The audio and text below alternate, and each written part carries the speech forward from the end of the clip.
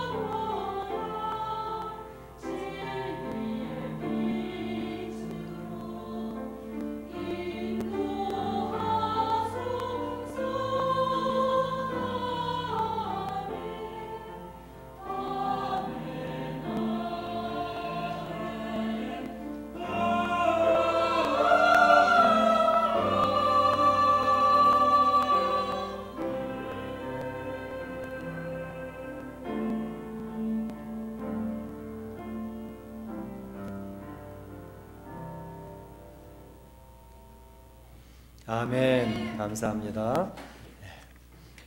지난주에 말씀드렸던 것처럼 이제 오순절 성령의 강림이 있었습니다.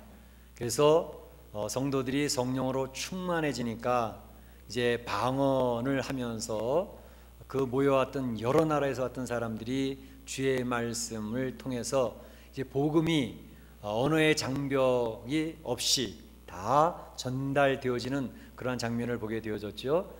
그래서 이 오순절에 하나님의 말씀이 확산되어지면서 이제 교회가 설립하게 되어졌습니다.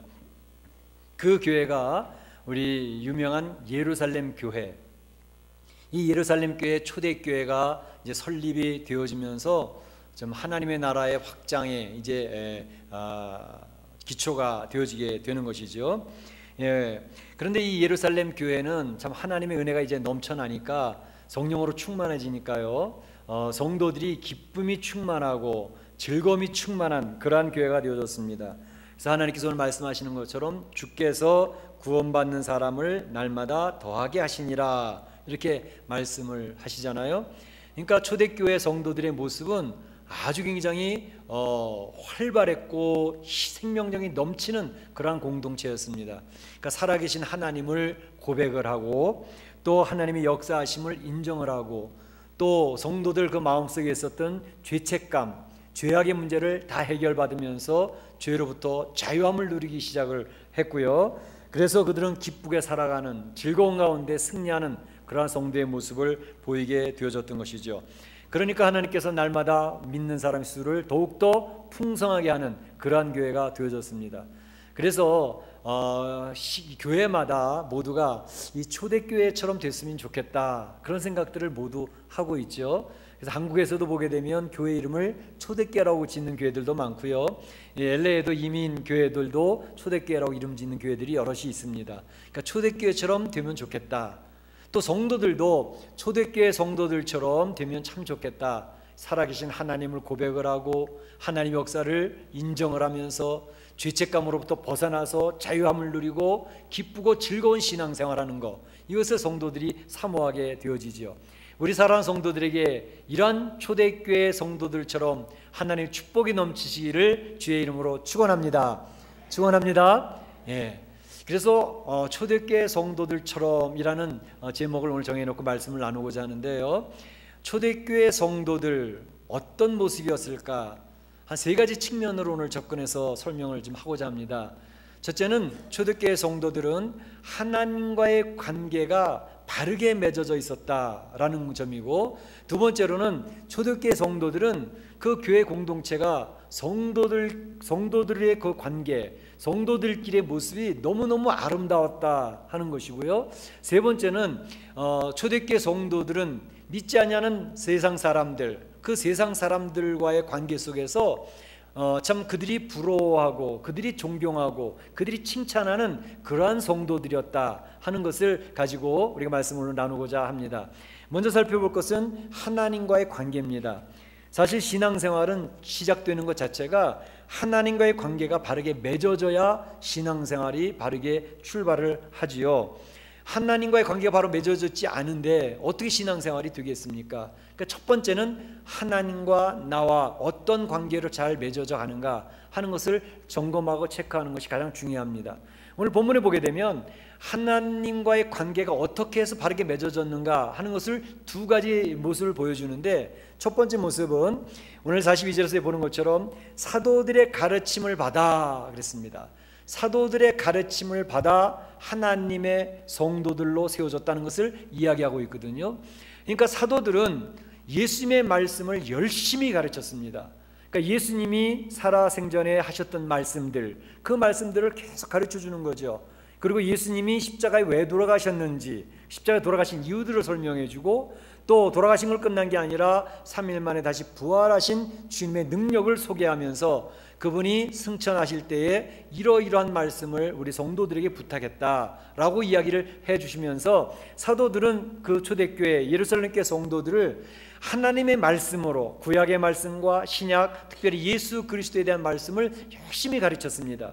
그 말씀 속에서 그 예루살렘교회 성도들이 무럭무럭 잘 자라나게 되어졌던 것이죠. 기독교는 자기 수양의 종교가 아닙니다. 그래서 고행을 해서 해탈의 경제에 들어가고 이 세상을 이제 참 넉넉히 살아가는 그런 백성, 그게 아니고 이 기독교는 하나님의 말씀으로부터 출발을 합니다. 하나님의 말씀이 그 백성들에게 임해짐으로 그 백성들이 하나님의 계획들을 알고 하나님의 하신 일을 깨닫고 하나님 말씀대로 삶으로서 그의 백성으로서 하나님 나라의 복을 누리게 되어져 있는 것이거든요. 그러니까 출발이 하나님 말씀으로 출발한다는 것이죠.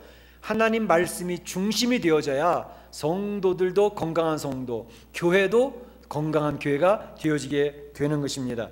하나님의 말씀이 왕성해지면 성도들이 하나님의 큰 은혜를 누리게 됩니다. 하나님의 말씀으로 그 심령이 가득 차면 그들이 기쁘고 즐거운 승리의 삶을 살 수가 있게 되는 것이죠. 그래서 사도행전 6장 7절에 보게 되면 그런 말씀이 있습니다.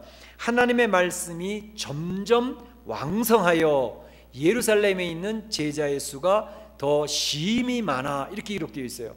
그러니까 하나님의 말씀이 왕성해지면 제자의 수가 점점 더 늘어나게 되는 것이고, 하나님 말씀이 왕성하면 성도들의 심령이 튼튼하고 건강해진다는 것을 이야기하고 있습니다. 그러니까 하나님의 말씀이 왕성해져야 돼요. 어쨌든지 간에 성도들이 하나님의 말씀으로 막 우격다짐으로 집어넣어야 됩니다. 마음속에 하나님 말씀으로 막 채워 넣어야지 돼요. 그러면 하나님 말씀으로 가득 찬 심령들은 하나님의 놀라운 은혜를 경험하면서 이 건강한 성도들이 될 수가 있는 것이죠. 그래서 우리 교회는 하나님 말씀 중심의 교회, 또 우리 성도들은 하나님의 말씀, 어쨌든 성경에서 무엇을 이야기하고 있느냐, 그 말씀을 그냥 우격다짐으로 막 집어넣으려고 애를 씁니다. 그러니까 말씀을 여러분들이 말씀이 들어와야 내가 신앙생활을 제대로 하는 거구나 하는 것을 기억하시고 말씀을 가까이 하시기를 축복합니다. 보니까 성도들이 연초에 성경 읽기 카드를 나눠드리지 않았습니까? 어떤 성도들은 6개월 만에 성경 일독을 하신 분들이 계시더라고요. 성경책 선물로 받아 가셨어요. 근데 이 성경이 1년이 안 됐는데도 벌써 성경 일독을 하신 분들도 계시는데, 또 어떤 분은 그러시더라고요. 신앙생활 하는데 내가 자꾸 게을러지고 나태해지고 신앙이 잘 안 되는 것 같아서 이제 성경을 집중해서 읽기로 내가 작정을 했습니다. 그런 분도 계시더라고요. 얼마나 감사한지 모르겠어요. 그런데 우리 성도들이 성경을 열심히 읽고 가까이 하는 게 복입니다. 요한계시록 1장 3절에서도 그렇게 얘기했잖아요. 성경을 읽는 자와 듣는 자와 지키는 자가 복이 있다 그랬잖아요. 그러니까 하나님 말씀을 열심히 읽고 듣는 것 굉장히 중요합니다. 그래서 그 말씀으로 우리 심령속에 그렇게 채워나가면 그분들이 복받게 되는 것이죠.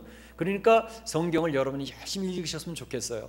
근데 성경 한번 읽으려면 사실 피기만 하면 졸리거든요. 이건 뭐 수면제보다 더 좋은 수면 이런 게 없어요. 근데 하루에 석 장을 읽으시고 주일날 5장을 읽으시면 1년에 딱 성경 한번 읽으실 수가 있습니다. 그래서 한번 계획을 세우셔서 성경을 1년에 한 번 정도 읽겠다라는 계획을 세우고 실행을 하시면 참 좋겠는데요. 근데 어떤 때는 성경을 읽을 때 성도들이 이제 여기저기 나누어서 조금씩 읽다 보니까 성경 전체적인 게 잘 안 잡히니까 좀 졸리고 힘들고 그렇거든요. 그래서 이제 책 읽기 좋아하시는 분들 있죠. 특별히 중고등학교 때 무협지 밤새면서 한 권 두 권 막 읽잖아요. 그것처럼 읽으셔도 돼요. 성경이 무슨 뜻인지 몰라도 창세기 1장부터 요한계시록 마지막 장까지 무협지 읽듯이 그냥 막 읽어나가는 거예요. 막 읽어나가는 거예요. 그런 방식이 있어요. 그러니까 무슨 뜻인지 중간에 몰라도 그냥 넘어가시고 쭉 읽으시면, 그렇게 해서 한 5번 정도만 성경 읽으시면 전체적으로 무슨 내용인지 머릿속에 들어오기 시작을 합니다. 그리고 설명해주면 그래서 이게 이 말이구나 깨닫게 되기 시작합니다. 그러니까 성경을 한꺼번에 쫙 막 읽어나가는 그런 방식을 한번 취하시는 것도 좋고요. 성경 아직 한 번도 안 읽어보신 분들은 어쨌든지 무협지 읽듯이 내가 한번 딱 읽어봐야 되겠다, 돌파를 해야 되겠다, 그럼 읽어보시면 좋습니다. 그런데 이제 그렇게 안 되더라도 성경을 하루에 한 번씩 꼭 봐야 되겠다, 그런 결심을 하시면 좋겠어요. 성경을 이제 하루에 한 장씩만 읽으셔도 됩니다. 한 장씩만 읽어도 3년이면 한 번 읽을 수가 있으니까. 그래서 하루에 한 번씩 꼭 성경을 보겠다라고 하는 다짐을 하시는 게 굉장히 중요합니다. 큐티 하시는 분들은 보시면 한 장도 한 서너 번으로 나누어서 이렇게 읽게 되어 있습니다. 그래서 조금씩 읽으셔도 되고, 그런데 한 장 정도씩만 계속 읽어 나가시는 것 굉장히 중요합니다. 만약에 그래도 내 스케줄상 이거 참 마치 읽기 힘들다 그러시는 분들은 새벽기도 나오세요. 새벽기도 나오시면 하루에 한 장씩 꼭 성경 읽습니다. 1절부터 마지막 절까지. 그리고 그 내용을 설명해 드리고 그러면 이해도 되시고, 그러니까 성경을 한번 꼭 보시기를 추천을 하니까 성경을 열심히 읽으셔서 그 말씀을 암송하기도 하고 그 말씀을 이해하기도 하고 깨달아지면 신앙생활이 달라집니다. 살아계신 하나님의 역사를 경험할 수가 있습니다. 뿐만 아니라 이 초대교회 성도들은 하나님 말씀으로 열심히 가르침을 받아서 하나님의 말씀이 왕성해졌고, 그 다음에 또 한 가지는 기도하기였습니다. 오늘 말씀 42절에 보게 되면 오로지 기도하기를 힘쓰니라. 초대교회 성도들이 하나님과의 바른 관계를 맺어 나갈 수 있었던 중요한 이유는 말씀을 가까이 했고 기도하기에 온 힘을 기울였다는 것입니다. 이 두 날개, 신앙생활이 두 날개입니다. 독수리 두 날개와 같이 이것이 균형을 맞춰 나가면 신앙생활 쭉쭉 올라갑니다. 그리고 이 이민의 삶, 어려운 삶도 이겨낼 수 있는 놀라운 능력이 생깁니다. 그래서 기도하기에 힘을 기울이시기 바랍니다. 기도는 바로 하나님께서 성도를 축복하시는 축복의 통로입니다. 여러분들이 축복받기를 원하시면 기도하시면 돼요. 또 신앙생활 하는데 힘이 없고 능력이 없습니다. 능력받기 원하시면 기도하시면 됩니다. 기도는 하나님의 능력이 임하는 통로입니다. 그러니까 기도를 하세요. 특별히 기도하면서 어떤 현상들이 나타나냐 하면 예수님과 굉장히 친해집니다. 기도를 하게 되면 기도 속에서 예수님과 사랑의 속삭임의 고백을 하게 됩니다. 그래서 그 속에서 예수님이 나를 얼마나 사랑하시는지 기도 속에서 깨닫게 되어지고 체험하게 되어지고요. 또 기도 속에서 내 사랑의 고백을, 예수님을 사랑합니다, 난 예수님이 좋아요, 이런 고백을 하게 됩니다. 그러면 그 성도들이 힘을 얻어가는 거죠. 보통 성도들이 신앙생활 하다가 10년, 20년, 30년 그리고 또 교회에서 직분도 받아가 신앙생활 했는데 성도들을 간혹 당황케 하는 일들이 있습니다. 그게 뭐냐면 신앙생활 굉장히 오래 했고 저분은 저 교회에서 직분도 있는 분인데 돌아가실 때 엉뚱한 소리를 하는 거예요. 나 신앙생활 몇십 년 했는데 나 예수님이 있는지 잘 모르겠어. 내가 신앙생활 했는데 예수님 잘 안 계신 것 같아. 그러고 돌아가시는 분이 계셔요. 그래서 성도들은 엄청 당황하는 거예요. 아니 저분은 교회를 위해서도 헌신도 많이 했고 뭐 수고도 많이 했고 그런데 왜 돌아가실 때 예수 계신지 모르겠다고 저렇게 얘기하고 돌아가실까? 왜 그럴까요? 주님과의 만남이 없어서 그렇습니다. 주님과의 사귐이 없었기 때문에 그런 겁니다. 주님과의 교제가 없었기 때문에, 주님과 사랑의 속삭임을 한 번도 한 적이 없었기 때문에 예수님이 계셨는지 안 계셨는지도 모르는 거예요. 주님을 인격적으로 만나지 못했기 때문에 교회를 몇십 년 출석했어도, 교회에서 많은 일을 했었어도, 교회에서 직분을 가졌어도 예수님을 못 만났기 때문에, 주님과의 교제가 안 되어졌기 때문에 돌아가실 때 주님이 계시지 않는지 모르겠다고, 난 교회 그냥 건성으로 다닌 것 같아, 이러고 돌아가신다고. 이게 왜 그렇습니까?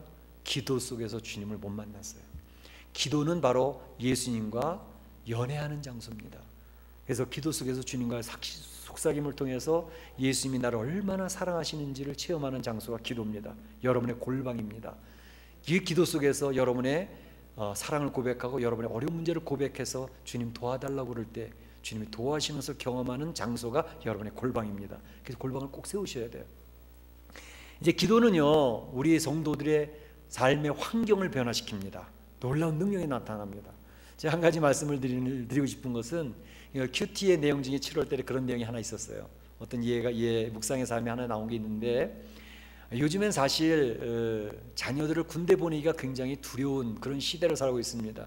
신문에 며칠 전에 나온 것처럼 군대 갔던 아들이 군대에서 구타를 당하고 폭력을 당하고 성추행을 당하다가 시체가 되어져 죽음으로 나오지 않았습니까? 그 군대 보낸 부모들이 얼마나 불안합니까? 그런데 군대 이야기입니다. 어떤 한 사람이, 청년이 군대를 갔어요. 가니까 내무반이 60명인데 그 내무반에서 교회 다니는 사람이 하나도 없는 것 같이 보이는 거예요. 근데 이 친구는 교회를 열심히 다니는 친구였기 때문에 주일날 나 교회 가야 된다고, 교회 좀 가게 해달라고, 뭐 핍박과 구타와 뭐 이런 거 대단하죠. 그러면서 이제 뭐 그러면서 교회를 다녔어요. 그런데 얼마 되지 않아서 그 내무반 안에 이제 제대하는 말년 병장이 있었습니다. 제대를 하게 되는데 그 내무반장이 그 친구 이병입니다. 이 이병, 너 선배 고참을 위해서 기도 한번 하지. 그래서 이 친구가 당황스럽게 막 버벅대면서 무슨 기도했는지도 모르고 기도를 했다는 거예요. 기도를 했는데 그 제대하는 병장이 끝나오는데 보니까 자기는 이제 엉망진창으로 기도한 것 같으니까 당황하고 있는데 그 제대하는 병장이 눈물을 흘리면서 이야기하더래요. 내가 한평생 살면서 누군가에 의해서 기도받아 보기는 처음이라고. 나에게 가장 큰 제대 선물을 네가 주었다. 눈물을 흘리고 고마워하더라는 거죠. 그리고 난 뒤에 이제 얼마 지나고 난 다음에 이제 또 신앙생활을 이렇게 하고 있는데, 주일날 보통 군대에서는 주일날은 또 특별한 활동을 하지 않습니까? 평일날은 뭐 일반적인 거 하지만 그날은 김장을 담그는 날이더래요. 그래서 모든 내부 60명이 뭐 김장하는 배추 싣고 뭐 장화 싣고 막 그러고 있는데, 이 친구는 또 이제 일병이 됐는데 가서 이제 교회를 가야 되는데 이 교회 갈 수가 있는 이거 눈치 보여가지고 말이죠. 얌체가 혼자 빠지는 것 같잖아요. 일 안 하고. 그래서 이제 일찍 장교님을 찾아가서 나 교회 가야 되는데 어떡합니까? 그랬더니 일찍 장교 하는 말이 그래? 그러면 네가 교회 가게 되면 네가 할 일을 다른 병사들이 해야 되니까 다른 병사들한테 허락받고 가야 돼. 자 가보자. 그를 데리고서 내무반에 가가지고 그 병사를 다 집합시켜가지고 하는 말이 자 이 일병이 지금 교회를 가겠다는데 이 일병이 교회 가고 나면 니네들이 이 일병이 해야 될 일 니네들이 해야 되는데 어떻게 할까? 교회 보낼까 말까? 그랬더니 그 내무반 60명이 하는 말이 예, 이 일병은 교회 보내야 됩니다 그러더래요. 왜? 그랬더니 이 일병은 교회 가서 우리 내무반을 위해서 기도해야 됩니다 그러더라는 거예요. 내무반을 완전히 분위기를 바꿔놓은 거예요. 기도는 이와 같이 놀라운 능력이 있습니다. 그래서 삶의 환경을 바꿔놓습니다. 여러분이 일하는 일터에서, 가정에서, 사업터에서 여러분의 삶을 바꾸기를 원하십니까? 어려운 문제를 극복하기를 원하십니까? 기도하십시오. 하나님은 기도 속에서 역사하시고 살아계신 하나님의 것을 선포하시기 때문에 기도하시면 여러분이 지금 고민하고 있는 모든 문제들 다 풀어집니다. 확신 있게 선포합니다. 분명히 풀어질 줄로 믿습니다. 그래서 초대교회 성도들이 하나님 앞에 말씀을 그득히 채우면서 주의 말씀을 공부하고 또 기도하면서 그들이 영적으로 건강해지니까 하나님께서 그들의 두려움을 딱 사라지게 하시고 그 공동체는 건강하게 해주시고 하나님의 영광을 받으시고 살아계신 연로한 역사가 나타났다는 거지요. 그 다음에 성도들의 모습은 어땠을까? 초대교회 성도들의 모습이 얼마나 아름다웠는지 모릅니다. 오늘 본문에도 나와 있는 것처럼 그 성도들이 날마다 마음을 같이하여 성전에서 모이기를 힘쓰고 집에서 떡을 떼며 기쁨과 순전한 마음으로 음식을 먹고 찬미하였다. 이게 초대교회 성도들의 공동체의 모습이었습니다. 그러니까 초대교회에 모이는 성도들이 얼마나 즐거워하는지 몰라요. 교회에 모이는 게 너무너무 좋은 거예요. 성도들 만나서 교제하는 게 너무너무 신나는 거예요. 그러니까 그들이 마음을 같이 해서 그 교회 공동체가 아름답게 세워졌다는 것을 이야기합니다. 본문에도 마음을 같이 하여 그랬는데 마음을 같이 한다는 게 여러분 생활해 보셔서 하지만 얼마나 어렵습니까? 교회에 모이는 성도들은요 천차만별입니다. 그렇기 때문에 성격이 다 틀립니다. 그리고 생각들도 다릅니다. 그리고 가치관도 가정 교육과 배운 환경과 그 문화가 다르기 때문에 가치관들도 서로 다 틀려요. 그런데 그러한 100명이면 100명 생각이 100개거든요. 그걸 어떻게 수렴해 나가고 어떻게 마음을 같이 할 수 있느냐, 이게 보통 힘든 일이 아닙니다. 여러분 해보셔서 아시잖아요. 몇 사람 얘기만 해보세요. 3사람 얘기하면 의견이 3가지입니다. 5사람 얘기하면 의견이 5가지입니다. 마음이 갈라지는 게 너무나 당연해요. 성격이 틀리고 생각이 틀리니까. 그런데 바로 초대교회 성도들은 마음을 같이 했다는 것입니다. 어떻게 마음을 같이 하냐고요? 어떻게 같이 하겠습니까? 사실은 쉽게 이런 것도 있어요. 마음을 같이 하는 방법은 사람마다 성도마다 모두가 장점이 있고 단점이 있습니다. 장점만 있는 사람도 없고 단점만 있는 사람도 없어요. 그런데 성도들을 바라볼 때에 장점만 바라봐주는 시각을 가진 성도들이 있어요. 또 어떤 성도들에는 그 사람 장점은 제대로 무시해버리고 단점만을 계속 지적하는 성도들이 있어요. 그런 사람들이 있어요. 그러니까 그 생각의 차이고 살아온 삶의 그 환경의 모습인데 어떤 분들은 단점이 보여도 단점은 절대 얘기하지 않습니다. 그리고 장점만 얘기해요. 그래도 넌 잘 그 참아내는 힘이 있잖아. 넌 그래도 그거 해낼 수 있어. 그러니까 이야기를 하면 항상 긍정적인 이야기를 하고 좋은 이야기를 하니까 그 사람은 만나고 싶은 거예요. 격려를 해주니까. 근데 어떤 사람은 만나기만 하면 계속 지적을 하는 거예요. 야, 그렇게 하면 안 되지. 어떻게 교회 다니는 사람이 그럴 수 있냐. 너 교회 다닌 지 벌써 몇 년이 됐는데 아직도 그러고 있어. 단점은요 눈에 딱 들어오거든요. 누가 몰라요? 다 알지. 이야기 안 해도 아는 일들인데 그 단점을 자꾸 지적을 해주니까 단점을 지적해주는 분 앞에는 피하고 싶어요. 살살살 피한다고. 그런데 사실 마음을 같이 하는 방법 중에서 중요한 방법은 장점, 좋은 점은 자꾸 이야기를 해주고 칭찬은 자꾸 해주고 단점 눈에 보이죠? 왜 안 보여요? 다 압니다. 근데 그 단점은 지적하기보다는 기도해 주는 거죠. 그러면 마음이 같이 나갈 수가 있습니다. 그래서 혹시 어떤 때는 교회 생활하는 게 너무 형편없으니까 그걸 지적해 주고 싶은 때가 있어요. 그럴 때는 꼭 지적해 주고 싶으시거들랑 10번을 먼저 칭찬을 해주세요. 10번을 칭찬해주고 꼭 한 가지 지적을 하면 그 지적을 받는 사람은 저분은 나를 사랑해서 이야기해 주는 거야, 이렇게 받아들이기 때문에 시험이 들지 않습니다. 그래서 좋은 장점을 바라보면 서로 이게 묶어져 갑니다. 공동체가 엮여져 갑니다. 그러니까 하나가 되어져 갈 수 있다라는 것이죠. 근데 그럼에도 불구하고 우리는 약점이 있기 때문에 서로 성도들끼리 지적을 하고 서로 찔리고 찔림받고, 그래서 교회 와서 교회에서 좀 쉼을 얻고 싶은데 교회 왔다 스트레스 받고 돌아가는 사람이 되게 많습니다. 그러니까 교회 오고 싶지가 않은 거예요. 나 저 사람 보기 싫어서 나 교회 안 갈 거야. 그런 경우들이 있어요. 그러니까 이런 것들은 우리 안에 있는 죄의 성품 때문에 어쩔 수가 없습니다. 근데 우리를 하나로 묶는 비결이 있는데 그건 뭐냐 하면 바로 성령의 역사입니다. 주님을 바라보고 하나님을 같이 바라보면 마음이 하나가 될 수가 있습니다. 그래서 하나님을 바라보고 성령의 도우심을 받아서 내 안에 있는 죄의 성품, 부정적인 것, 지적하고 싶은 것, 정죄하고 싶은 것들은 자꾸 내 안에서 기도하면서 삭혀나가는 거예요. 그리고 좋은 점만 자꾸 얘기해 주는 거예요. 그러면 그 공동체는 즐거움이 넘칩니다. 즐거움이 넘쳐요. 그러니까 이분들이 모이기에 힘쓰는 거예요. 교회 가면 재밌으니까. 교회 가면 재밌잖아요. 우리 지난주에 연합 목장 예배를 드리는데, 야, LA 갈비 구워 먹는데 왜 이렇게 맛있어요? 성도들과 같이 먹으면서 막 웃으면서 먹으니까 너무 맛있는 거예요. 그러니까 교회는 즐거운 일이 넘쳐야 되는 거죠.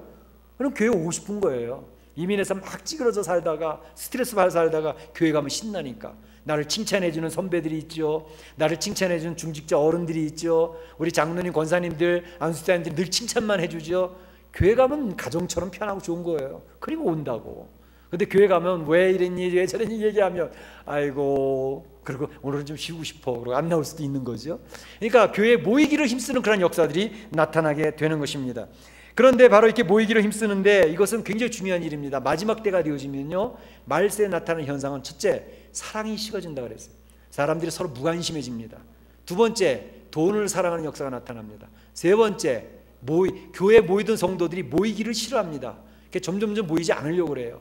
그래서 예배도 텔레비 보면서 예배드리고, 꼭 헌금하고 싶으면 온라인으로 교회 구자에 붙여버리고, 그러니까 교회 갈 일이 없어지는 거죠.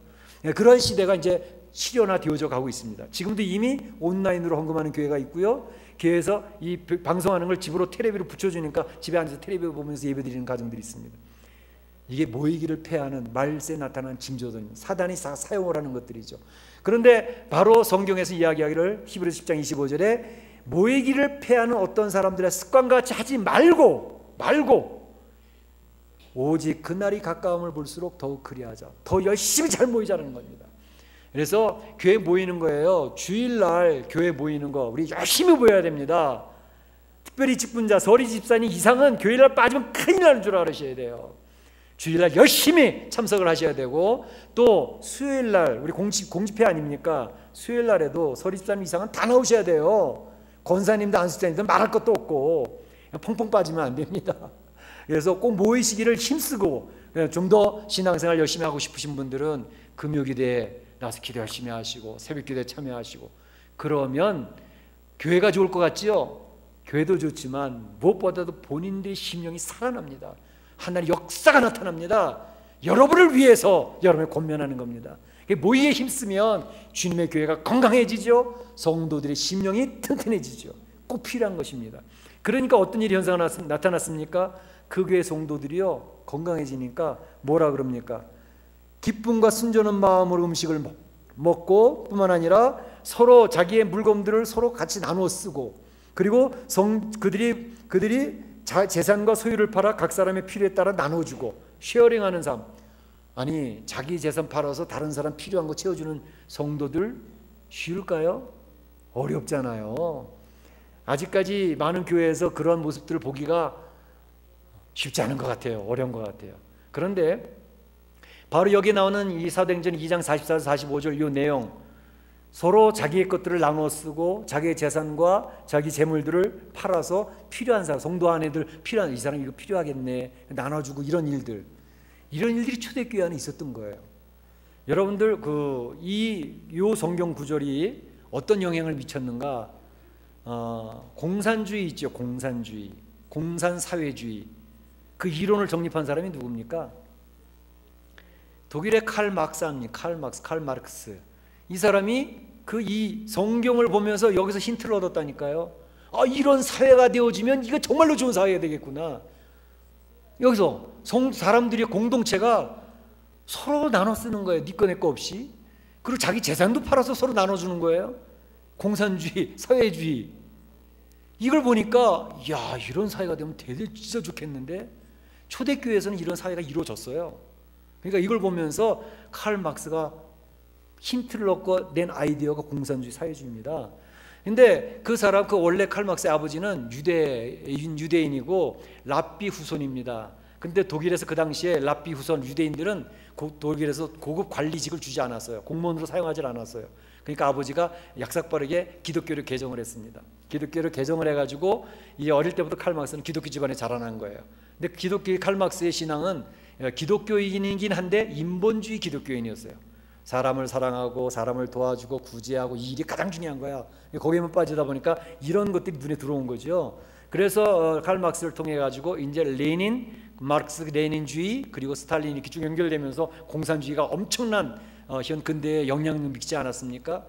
그런데 바로 여기에서 그런 힌트를 얻었고, 또 김일성 어떻습니까? 김일성 어머니가 예수님 믿는 사람이었어요. 강반석이라고.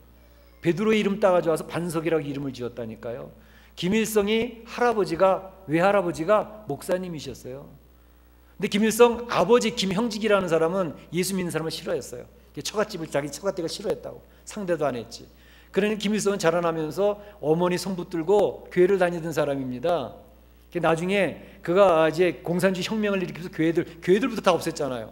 아편이라 그래가지고. 그래서 북한에는 기독교의 본산지 평양신학교부터 시작해서 싹 교회를 문 닫게 만들었습니다.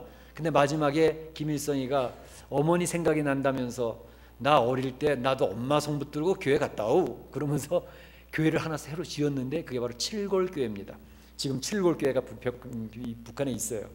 그러니까 이 기독교인, 여러분 잘 보세요. 불신자들이 교회를 핍박하는 게 아닙니다.